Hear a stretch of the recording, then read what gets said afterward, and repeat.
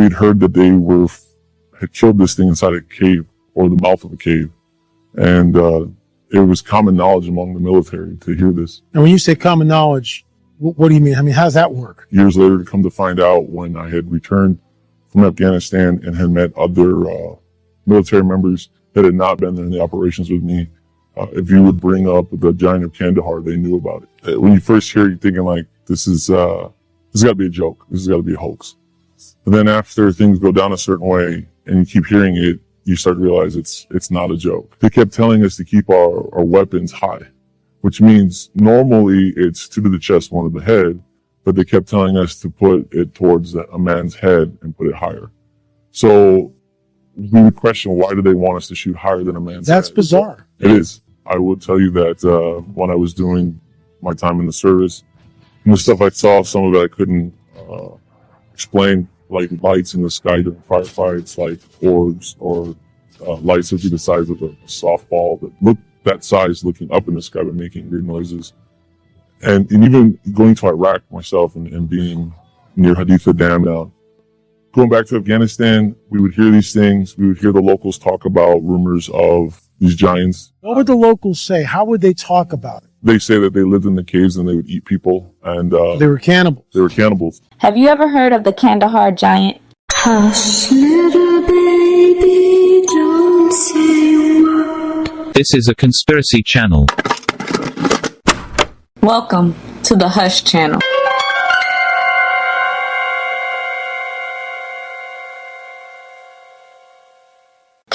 You were in Afghanistan in 2002, and you were called into a very remote section of Afghanistan because a patrol had basically gone missing. Exactly. Okay, Villages around nothing. For miles. Right. But very remote. Yeah, very remote. So we flew in about 4 kilometers.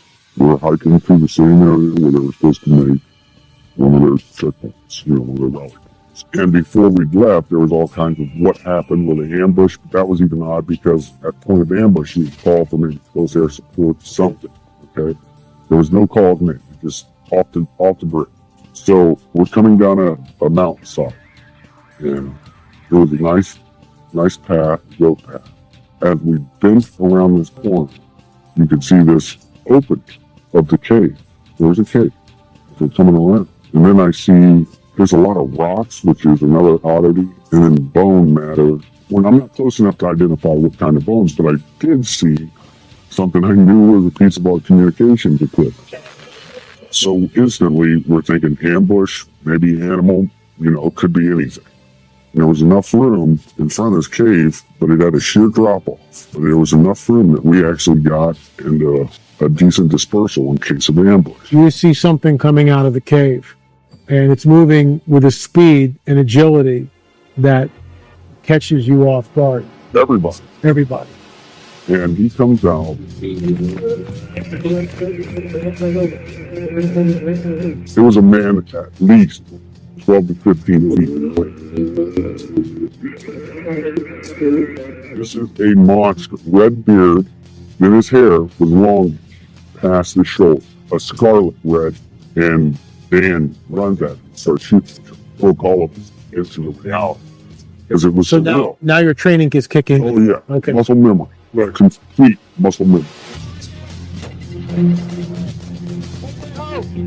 While Dan is moving at him, another bro of mine's laying down fire, and I start firing. He skewers Dan. He's now got him on this pike. They went through it. But he's still got him, and he's coming after more. We all just clicked in. I don't know what it was, but I remember we're all like, shoot him in the face, shoot him in the face. And all weapons components were in for. We had 308s, and we had Derek 50s. This is sounding longer than it took. We're talking 30 seconds. And he's taking multiple hits, and is still moving. Dan was dead. Okay? And why is a good man, probably one of the best men I know, now dead. Before I'd left, they were already starting what they call a 9 line, which is a medevac request. They're sending out a medevac request, then all of a sudden it's not a medevac. All of a sudden we had a helicopter show up because, like I told you, it was a large precipice and a sheer drop. So the helicopter just came up from the drop. They had dropped netting, which is like cargo netting. It's like squares. We were told we had to bundle him up. And we get another bigger helicopter.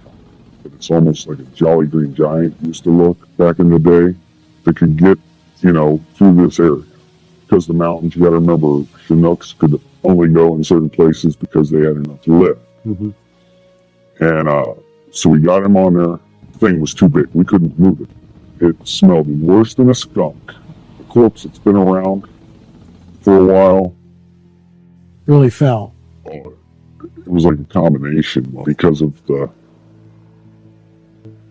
how do you put that, the persistence of a skunk smell. But once the helicopter came in, dropped its little hook, and off he goes. The communication was sent out. We had a very large, possible human creature. There you are in the hills of Afghanistan. How many troop members are you with? We had 6 on my crew. When we say hills of Afghanistan, for us, we did not fly into the wilderness. We actually flew into a base. I guess this thing was transloaded out of the mountains by a CH-47. What I could see that it did have the 6 fingers. I remember taking my foot up and placing it up next to its foot, and it was extremely large. We estimated at about 12 feet, give or take. What I can tell you is the weight of the thing. Basically, it was approximately 1,500 pounds when it was getting on the aircraft. Now, if you take away the pallet weight and all the rigging that we had to hold this thing down, we figured it around 1,100 pounds. Of course we're upset. That's a given. Okay. We lost a very good guy. But add to that, you're discussing something that even in our after action report, they're saying rewrite it. And we had to rewrite it the way they wanted. How many fingers? 6 toes. 6 toes. And the nails were weird because if you see somebody that ever has, I don't know what it's called, but it's Like a fungus on their nails, how they get pointy and they're like gnarly. That's what they look like. So you're out in the boonies running around looking for high value targets. Correct. And we're doing those operations, and as we're getting into firefights, we're getting into different scrimmages, you want to put it that way, we would come back to the base and we started hearing this rumor about a unit that killed this, what they started calling this really tall person.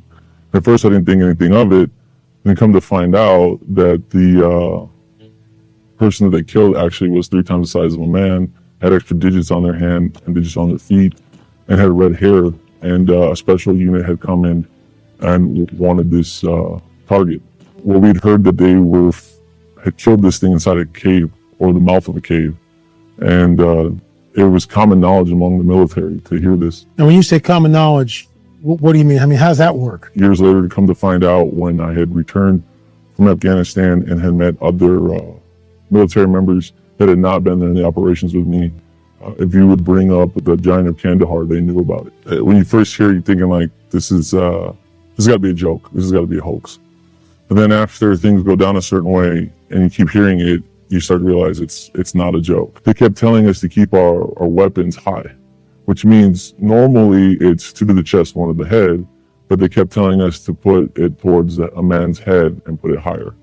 So we would question, why do they want us to shoot higher than a man's head? That's bizarre. It is. I will tell you that when I was doing my time in the service, and the stuff I saw, some of it I couldn't explain, like lights in the sky during firefights, like orbs or lights that would be the size of a softball that looked that size looking up in the sky but making weird noises.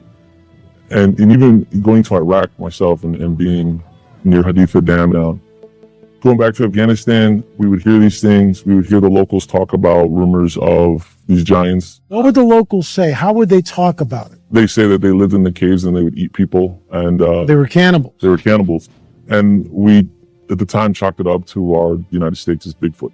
That was L.A. Marzulli interviewing a soldier who chose to remain anonymous about the Kandahar Giant situation. We will definitely hear more from him in just a bit. The link to his channel is in the description, and he is someone you definitely want to subscribe to. He has many episodes and travels to explore the phenomena of giants, so it's nice to see it and listen to his experiences and the stories of those he interviews. Now let's talk about the region of Kandahar where this giant was at so you can gather some insight. Kandahar is located in southern Afghanistan and is one of the oldest continuously inhabited regions in Central Asia, historically positioned along major trade routes connecting Persia, India, and the broader Middle East. The terrain surrounding Kandahar is harsh and varied, consisting of rocky mountains, arid desert plains, and extensive cave systems formed naturally through erosion and geological shifts over thousands of years. These caves, particularly in remote mountainous areas, have long been used for shelter, storage, and concealment, not only in ancient times but also in modern conflicts. The region has seen the passage of empires, including Achaemenid Persian rule, Alexander the Great's campaigns, and later Islamic dynasties,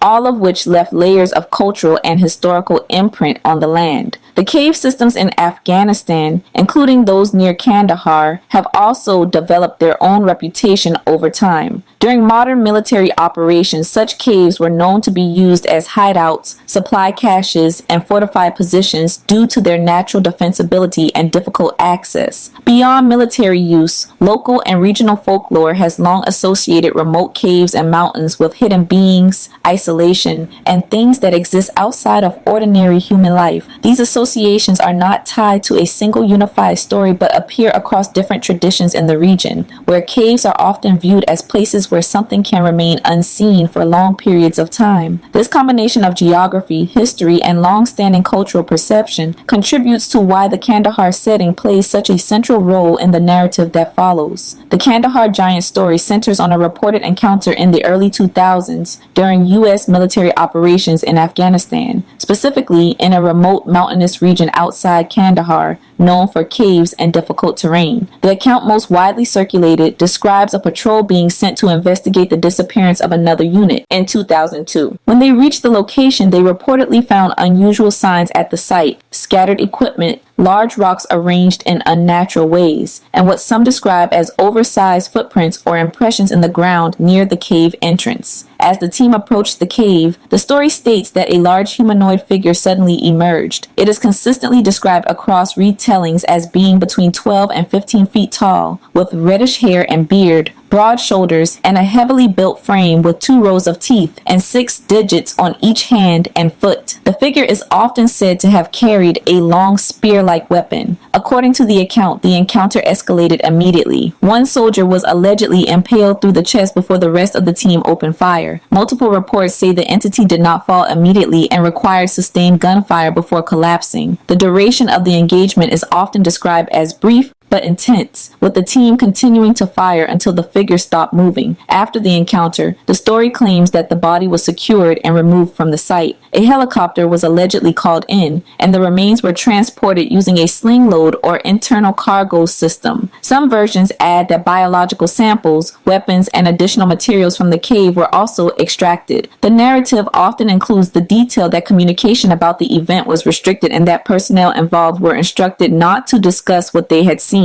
Descriptions of the cave itself vary, but multiple accounts emphasize that it appeared to have been occupied. Some claim there were bones or remains inside, possibly human or animal, along with crude arrangements suggesting habitation rather than a temporary shelter. The size of the cave entrance is often noted as being large enough to accommodate something of significant scale, which is used in retellings to support the idea that the figure was not passing through, but living there. The story began to spread publicly years later through interviews and online discussions. One of the most cited sources is L.A. Marzulli, who has claimed to have interviewed an unnamed soldier who described the event in detail. From there, the story moved into forums, podcasts, and video platforms, where it was repeated, expanded, and sometimes altered. Where's the connection here between your family, your family, and the so-called Kandahar Giant? How does all this connect? Well, I guess you could say it connects with my father and his childhood and upbringing with my grandmother, who, when he was young, he witnessed doing some some weird things that he didn't really understand until he was a little older. Long story short, he would go out like camping with his buddies and stuff, in the mountains there. And there's a lot of, I guess outdoorsy things to do. There's fishing, there's swimming, and camping and just, playing cards and stuff, right by the river. But let me ask you, where is this taking place? This is taking place in Kandahar, in Afghanistan. Okay, I just wanted to My father was born in, I believe it was either 3/13/36 or 3/13/37. I have his death certificate. He was about 77 when he died, and that would have been in 2013 now, at the end of March. But this pretty much began, I guess, with him when he was just hanging out with his buddies in the mountains. And he said when he was by himself one time, he saw something that was really, really strange, and it piqued his interest. So he asked his mother about it, and she told him that, there was something that lives in those caves, and he's smart to stay out of those caves. She basically told him, if you want to find out what that thing is, you're probably going to regret it. So I advise you stay out. And then after that, he connected two and two, and he's like, oh, okay, I guess, every time we go up near this cave and leave this animal, perhaps that's what we're doing. And that's indeed what they were doing. When you say leave the animal, elaborate on that. What are you talking about? Well, my family owned animals over there. They raised for food, and periodically they would go to a certain location, and my father would witness his mother lead an animal up to this area where there was a cave, like within a stone's throw away. Very, very close to where they would tie this animal up. That's pretty much what he told me. He saw when he was very young, and then when he was older, and he had seen this big giant footprint after it rained one day, and then when he questioned his mother about it, that's when, he kind of made the connections that perhaps, that's why they were leaving animals there when he was much younger. Yeah, it's really wild stuff, but, I can only go based on what my father told me, and he told me that he was a little bit freaked out when she told him that, so he dug a little more and asked her about it, and she pretty much said that it's a jinn. It's this, I don't know if you would call it a demon or just another being that lives in the earth, but apparently there's a bunch of these things, and there were people for generations going and leaving these, I guess you would call them offerings, peace offerings, or just like, like World War I, Neville the Appeaser, something like that. Right. I don't know if there was like this trust that had formed between certain bloodlines and families throughout, time, but that's what I came to know from my father. It's interesting you should say that, because I've heard that exact story from another source saying that they would bring goats or animals and tie the animal up near the cave, and of course that would appease the giant or the giants plural that were there. Did your father ever say anything about how big it was? Had he ever seen it, or did his mother ever say how big it was, or had she seen it? I don't believe so. My father never told me he saw anything. He just told me he saw a gigantic footprint, and he didn't specify like how many digits it had, like if it had 6 toes or 5 toes. I didn't actually know about the 6-toe thing until much later, after he died, and I saw another video on it, and I did a little more digging and saw something about the Jaredites. I guess there were these people that came to America, and they fit the description of these tall, redheaded giants. And I guess that's open for discussion. A lot of people are very skeptical of this whole subject matter. So, well, no, I understand that, but part of my wheelhouse is being on the trail of a Nephilim, which is the name of the show, and I know that the giants did exist. I mean, I have a picture of a giant skeleton that I discovered in the Catalina, Iowa Museum. And I was probably never supposed to see that, but at any rate, there was a cache of records that had gone missing for like 40 or 50 years. And it was the Ralph Glidden collection. And there was a trunk that they found, John Borgina actually found it, in the Wrigley Theater on the island of Catalina, in the attic in the middle of nowhere. So this made the front page of the LA Times. And one thing led to another. I was able to go out. So by the time I get to the museum, which is months later, everything's sorted. Everything is cataloged, put in manila envelopes, folders, museum boxes tucked away in a vault.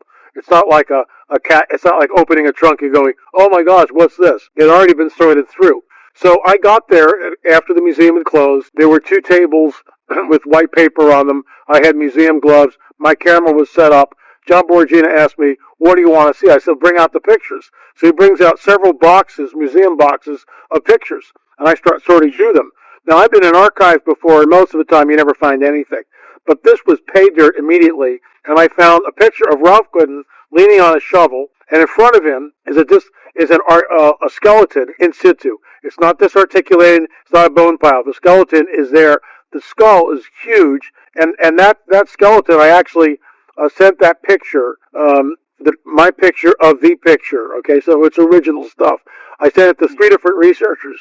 Excuse me. All of them put that at just around 9 feet tall. So we know that and Native Americans have the same oral tradition, same legend of red-haired giants, 6 fingers coming over to the Americas. So part of this thing is, you just said something that this has been going on for generations. And I've often stated that when the soldiers shot the Kandahar Giant, the stench was unbelievable. The thing was about 12 to 14 feet tall, but the smell from the body was just unbelievable.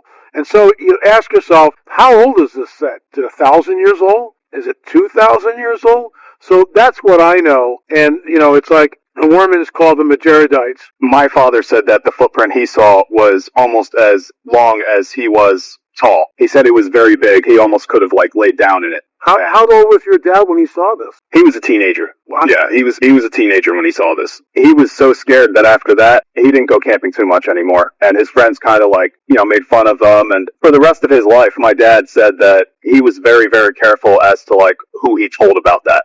Just because it got him a lot of ridicule when he tried to talk about it with someone. And he was scared of his mother. So I guess he was told to keep it quiet as well. Tell me more about his mother. I mean, your grandmother, what was she involved in? That I'm not exactly sure, but my dad said that she would consort with spirits, and she would basically have these jinns, these creatures, sweep her floors for her. My father said that he can recall times when the broom was just levitating off the ground, and it was, that's very cliche. I told him, because witches are supposed to ride brooms and stuff, but he said, sure enough, she had all of these things in motion without even being present in the room. So I imagine what she did was she used it for either nefarious purposes or to, I don't know, I guess you could say just make life easier. Just, it's kind of like a Faustian thing where maybe she knew that later she's going to have to pay a price for it. Her soul. And that's why she had that tattoo on her forehead. It was, I guess, an attempt to mitigate any type of consequences in this life.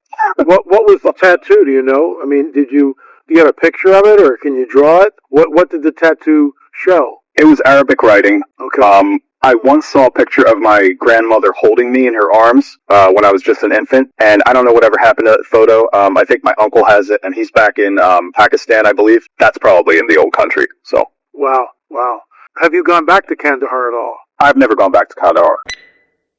So that was an interview from L.A. Marzulli's YouTube channel. The link to his channel and the full 41-minute video is listed in the description. It's really good, and I definitely recommend listening to the full version. He is the reason we have the interviews with soldier accounts concerning the Kandahar Giant, so definitely check out his work to further explore that. There are several points to touch on here from the 7 minutes we just listened to. First, let's look at one of the comments below the video. One user said, I've been to Bagram, Kandahar, Jalalabad, and several other places in Afghanistan when I was deployed. Every place I went, some of the locals would tell me they worshipped or worked for the Ghoul or Kalan, which are names for giants in Dari. This is definitely a thing. Even in my culture, the Gullah Geechee from whom hoodoo spawns, we call jinn hags. There are people who will use these hags to do any and everything, capture them like they're King Solomon, and have them do their workings, or those who are subjected to do the workings of the hags. Then remember the non-canonical text about Solomon when it is stated he had the jinn build the temple of Jerusalem, household chores, and prepare his house for guests. So it's not unfathomable that this man's mother had jinn sweeping for her. Also, if you've seen my TikToks, then you could probably surmise why the Middle East would have such knowledge of such workings. I went into detail about this in a TikTok series called The Demon Lineage of Ham, and when talking about Laban and his teraphim skulls, he used to find Jacob, Leah, and Rachel. The region Laban lived in, Padan Haram, was built by what many would consider either a master astronomer or a master warlock. His name was Canaan, son of Arpachshad. Also in that series, I go into more details about the lineages of giants and where these lineages went outside of the biblical world. The land there definitely holds a lot of different energies and wisdoms of the alternative sorts. Canaan himself found the writings of the Watchers and those who lived before the flood. Inscribed on them was the knowledge of many things, including forbidden knowledge. This was the reason that in the old world his land was known as an epicenter for such workings. But also let's talk about these giants eating people. This is written in the Bible. It is nothing new, right? However, conspiracy theorist, YouTuber, and author Paul Stobbs, whose YouTube channel is called Understanding Conspiracy, and he wrote a book called The Nephilim Looked Like Clowns. In this book, he talks about the pale faces and red hair like we just heard all about. But then he goes into the signature red nose and lips that clowns have, their facial markings. This is the part where it weaves history to how, again, so much of what we, even the seemingly innocent things, comes from them. And this is not an exception. The red nose and red lips comes from how the Nephilim would look after devouring a human. Like imagine a wild animal that just goes in for the kill and eats it right then and there, raw and bloody. Their nose and lip area would be red. Now, do I believe all the giants were evil and human eaters? No. I believe there were some that were more civilized per se, and others born with less intelligence, or those who simply saw humans as food or a way to get food. I'm not saying the more civilized or the more intelligent giants, by human standards, did not consume people though. They have free will. Hell, there's people that eat people, and it's not always a hills have eyes situation. There are quote unquote civilized elites doing this thing too. It's a spectrum. That's all I'm trying to say, and that I believe that applies to the giants. They are not a monolith of all evil. I do not say this for no reason. I say it because it is written, not flat out written, but the context is there if you're paying attention.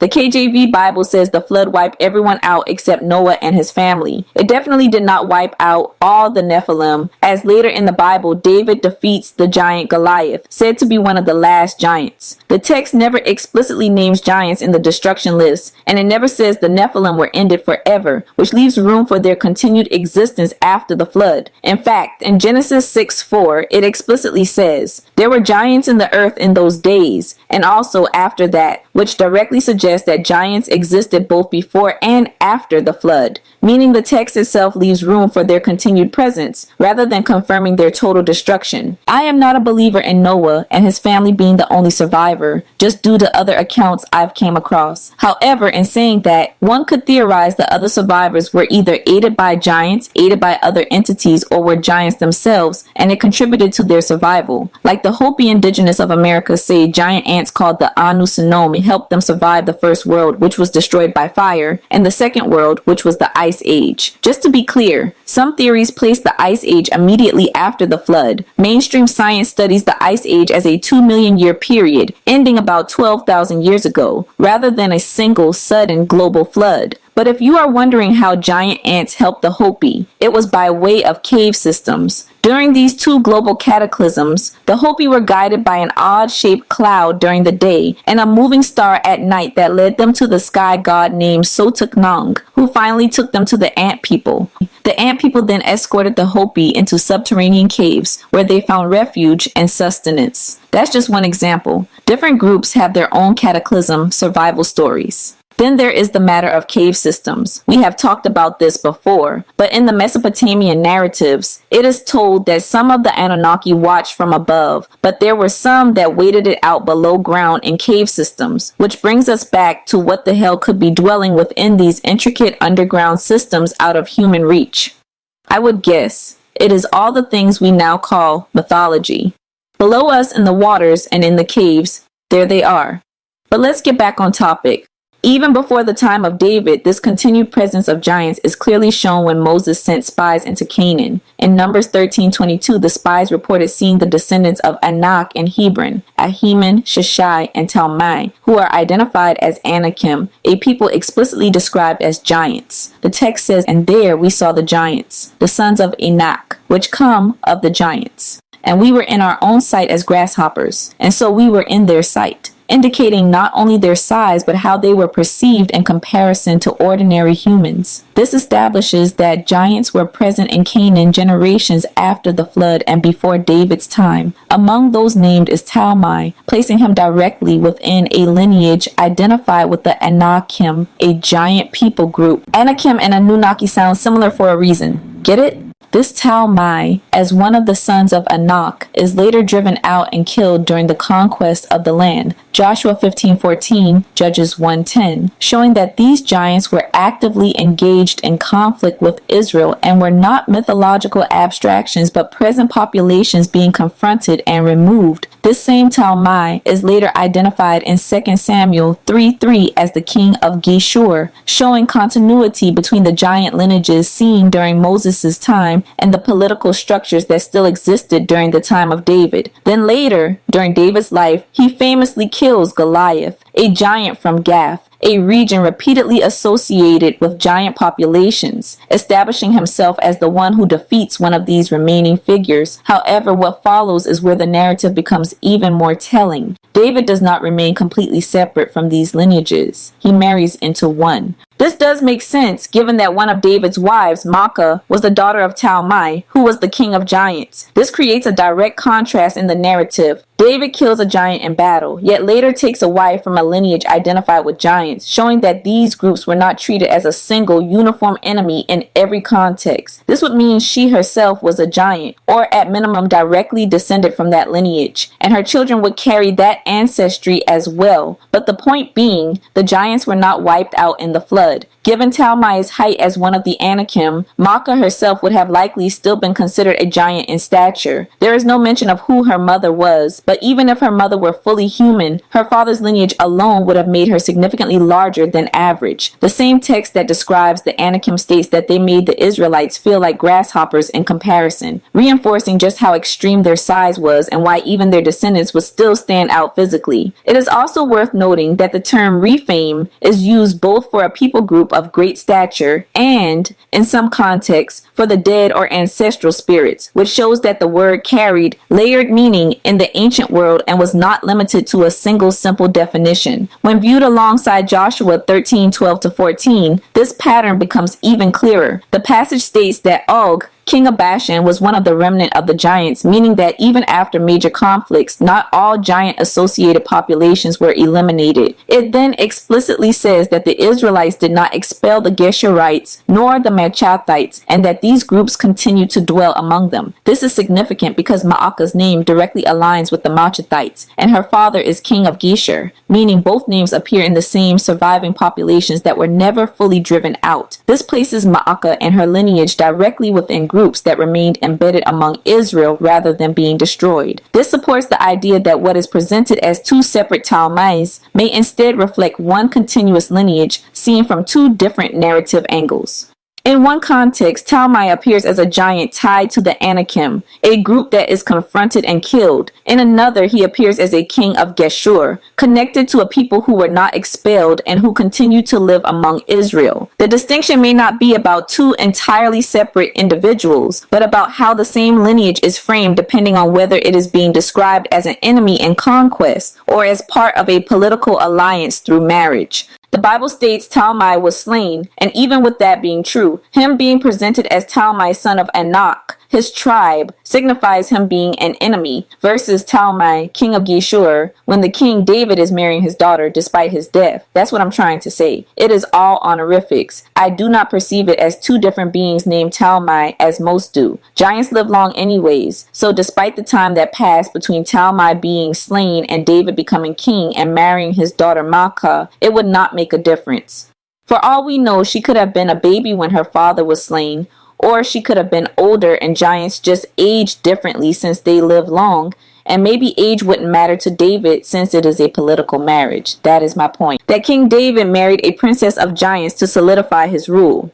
This is what I mean by there were civilized giants. David married into the family of one who was the princess of a giant kingdom, so they could not have all been just monstrous, wild, unintelligent savages. Giants are not a monolith. When viewed through the lens of conquest practices, this overlap makes even more sense. It was common for a conquering ruler to defeat a king or his people and then take a daughter from that lineage in marriage to secure the land and absorb the bloodline. That means the same lineage that was once identified as an enemy could later be integrated into the ruling structure. In this framework, David killing giants in one region, such as Gath, while marrying into a giant-associated lineage from Geshur, reflects not contradiction but continuation, where conquest leads to absorption rather than total elimination. I believe the Bible tries to make it as if Talmai is two distinct people because it is from David whose lineage Jesus comes from on his mother and supposed father's side further down the way. This type of premise creates impurity in the structure of which the Bible is presented. When factoring in lifespan patterns across these traditions, the timeline objection also becomes less rigid. Early figures are described as living for centuries, and angelic beings are not bound to human mortality. If giant lineages are understood as hybrid or partially non-human, then it is reasonable within this framework to consider that their lifespans may have extended beyond normal human limits. This allows for the possibility that figures like Talmai could appear across what seems like separate time frames, or that the same identity could persist through lineage continuity carrying the same name, role, or status forward. As in, yes, Talmai was slain, but yes, he could have had a daughter left behind that lived long enough to wed David. Giants lived longer than humans, and purebred angels lived longer than giants. Giants were the result of interbreeding, so it only makes sense. From this union, Maacah becomes the mother of Absalom and Tamar. Tamar's story is one of the most tragic in David's household. According to 2 Samuel 13, Tamar is assaulted by her half-brother Amnon, who is also a son of David but by a different mother. After deceiving her and violating her, Amnon casts her aside, and Tamar is left desolate, tearing her garments and placing ashes on her head as a sign of mourning and humiliation. She then lives in her brother Absalom's house in silence. 2 years later, Absalom takes revenge by having Amnon killed during a feast. 2 Samuel 13:28-29. After this, Absalom flees into exile and later returns, but this act sets off a chain of events that leads to Absalom's rebellion against David and ultimately his death. Tamar herself is never restored in the narrative and remains desolate, marking a lasting consequence within David's household. I can only assume that after generations upon generations of crossbreeding with human genes, the giants were indeed much taller and physically stronger than the average person, but no longer so large that their proportions were completely outside of human range.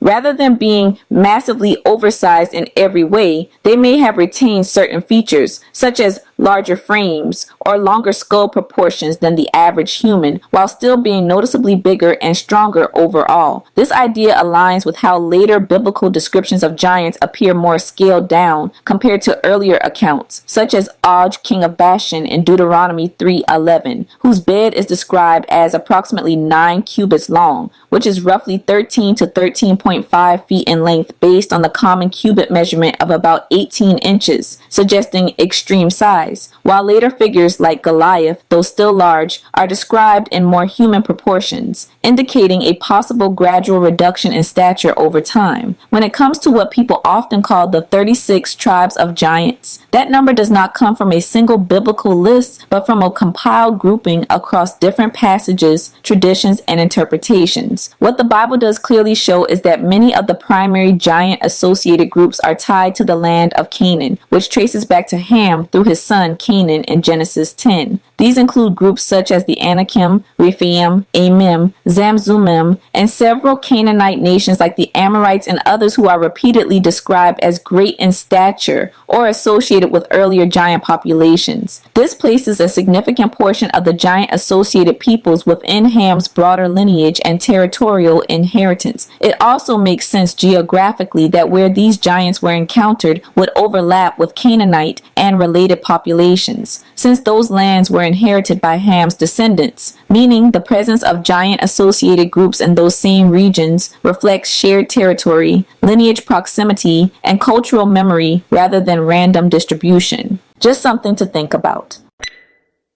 Now about the Kandahar Giant's physical appearance and traditions that are similar in the Himalayan and Central Asian regions. Oral traditions and regional reports describe large, relict hominid-like beings such as the Barmanu, a creature reported in parts of northern Pakistan and eastern Afghanistan. These accounts are most commonly associated with areas such as Chitral, a mountainous region in northern Pakistan near the border of Afghanistan, and the broader Hindu Kush mountain range, which stretches across Central and South Asia and is known for its extreme elevation, harsh terrain, and limited accessibility. Descriptions of the Barmanu vary widely, but it is often portrayed as a large, human-like being covered in hair, sometimes described as having lighter or reddish-brown hair. These descriptions are not uniform or scientifically verified, but they do appear across multiple anecdotal reports from locals, travelers, and researchers. The beings are typically associated with remote mountain environments, caves, and areas with minimal human presence, reinforcing a recurring pattern of large humanoid figures being placed at the edges of inhabited regions where visibility is limited and conditions are difficult. Moving westward into Europe, Irish tradition preserves one of the more well-known mythological frameworks. In the Labor Gabála, Éireann, also known as the Book of the Taking of Ireland, a medieval Irish text compiled from earlier oral traditions that attempts to describe the origins and successive invasions of Ireland, the Fomorians are described as powerful, often monstrous beings associated with chaos, the sea, and opposing forces to order. These beings are typically portrayed as adversaries to later groups who bring structure and civilization to the land. The text itself does not consistently describe specific physical traits such as hair color, but later folklore, interpretations, and modern retellings sometimes portray them with pale or unnatural features, and in some cases attribute reddish or fair hair to certain figures. Alongside them, groups such as the Tuatha De Danann, another mythological race in Irish tradition often described as supernatural beings or deities associated with knowledge, skill, and advanced abilities, are frequently depicted with radiant or fair appearances.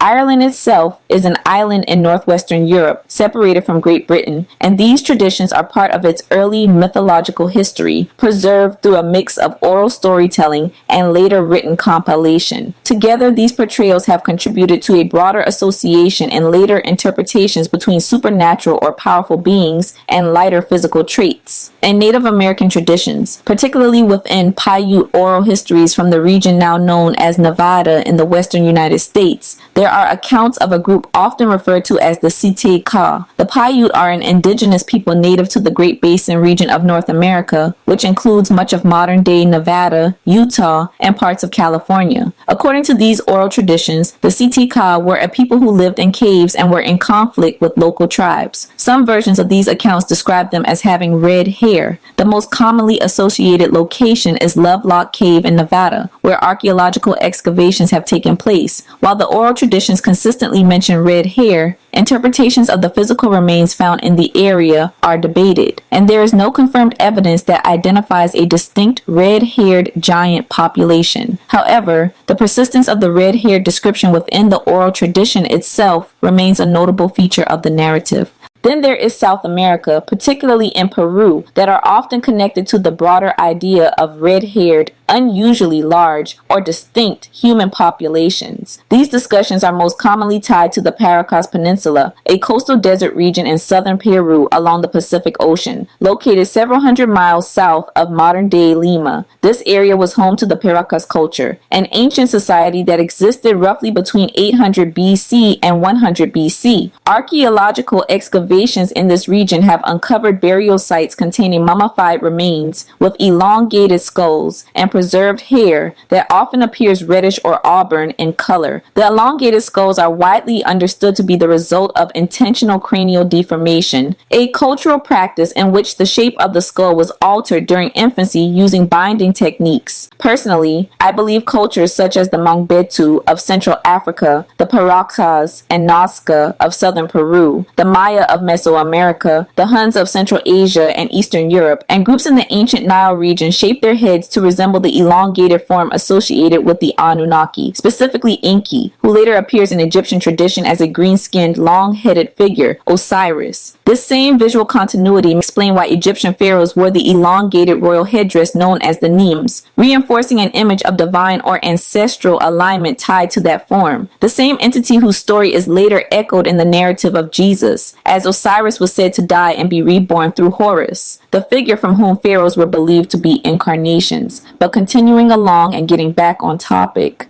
the reddish appearance of the hair has been debated, with some attributing it to natural pigmentation, while others suggest that environmental and chemical processes over time, including oxidation and burial conditions, may have altered originally darker hair to appear red. In addition to the archaeological findings, early Spanish colonial accounts contribute another layer to the narrative. Chroniclers such as Pedro Cieza de Leon, a 16th century Spanish historian who traveled extensively through South America during the early colonial period, documented reports of unusually large people inhabiting certain regions, particularly along the coastal areas of what is now Ecuador and northern Peru. In his writings, especially in Crónica del Perú, he records accounts he gathered from indigenous populations about earlier inhabitants who were said to be much larger in stature than ordinary people. One of the most frequently referenced regions in these accounts is the coastal zone of present-day Ecuador, including areas around the Santa Elena Peninsula, which lies along the Pacific Ocean and is characterized by dry coastal terrain and early settlement activity. According to these reports, the people described were not simply taller, but were said to have significantly larger bodies overall, with greater size, strength, and physical presence compared to surrounding populations. Some accounts describe them as having heavy builds and being physically imposing, rather than just unusually tall. These individuals were often associated in the narratives with earlier populations believed to have lived in those regions before disappearing or being replaced. While the descriptions recorded by Cieza de Leon do not consistently include details such as hair color or specific facial features, the repeated emphasis is on their size and their difference from the people who later inhabited the area. Cieza de Leon presents these accounts as information he collected rather than as events he personally witnessed, preserving them as regional traditions that were already known at the time. These traditions are often tied to specific locations, particularly coastal areas and sites associated with ancient remains or ruins, where local populations attributed earlier structures or histories to these larger people. Over time, these accounts have been interpreted in different ways, ranging from exaggerated descriptions of human groups to the preservation of older cultural memories. Regardless of interpretation, the consistent association of unusually large people with specific coastal regions of Western South America adds another layer to broader traditions describing physically distinct populations and particular environments.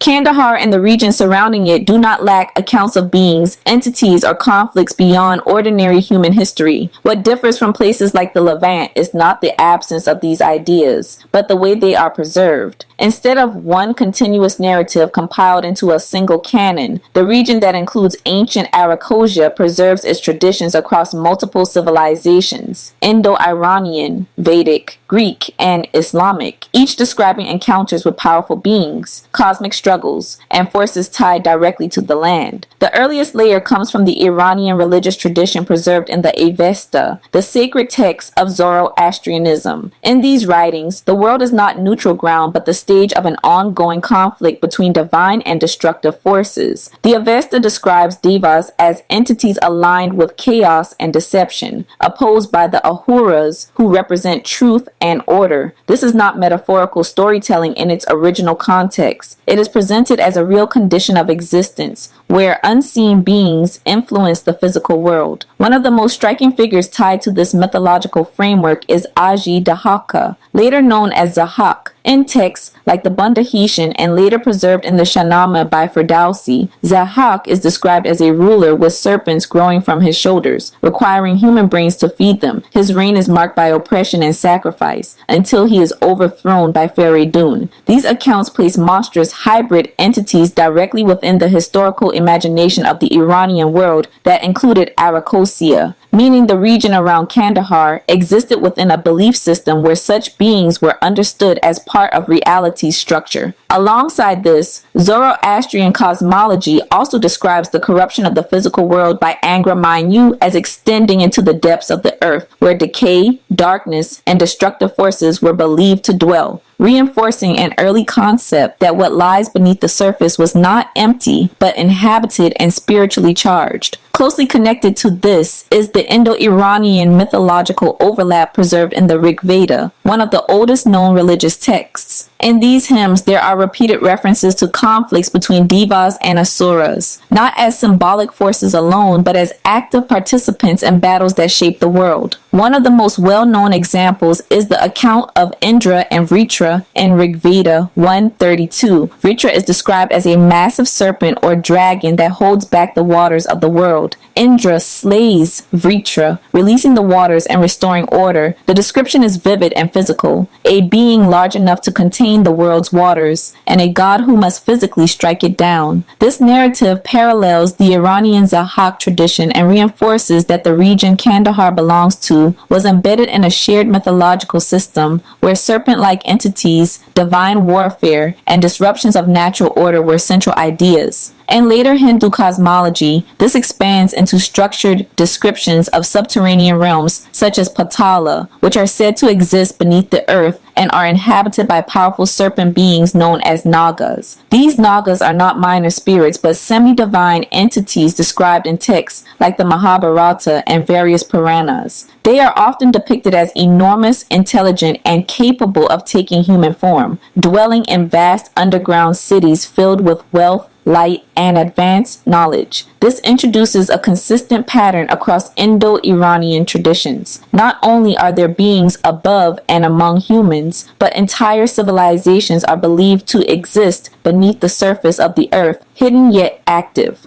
When Greek sources begin describing the East following Alexander's campaigns, these themes continue, but from an outsider's perspective. Greek historians such as Herodotus in Histories and later writers like Ctesias, whose work survives in fragments through later authors, describe lands east of Persia as inhabited by unusual and sometimes monstrous peoples. These descriptions become more detailed in the accounts preserved from Megasthenes Indica, later quoted by Strabo in Geographica, and Arrian in his Histories of Alexander, and expanded further by Pliny the Elder in Natural History, Book 7. When these writers refer to races of men of enormous stature and unusual human forms, they are not speaking vaguely. They give specific types and repeated patterns. Some of these accounts describe giant peoples, men significantly taller than ordinary humans, sometimes said to inhabit mountainous or remote regions, living either as organized societies or in isolation. Others describe cynocephali, or dog-headed men, beings with human bodies but the heads of dogs, who were said to communicate through barking and live in structured communities. There are descriptions of monopods or cyopods, one-legged beings who used their single large foot to shield themselves from the sun, and blemi, headless beings whose faces were said to be located on their chests. Additional accounts include people with ears so large they could wrap themselves in them, people without mouths who were said to survive by inhaling scents, and individuals with backward-facing feet that made tracking them nearly impossible.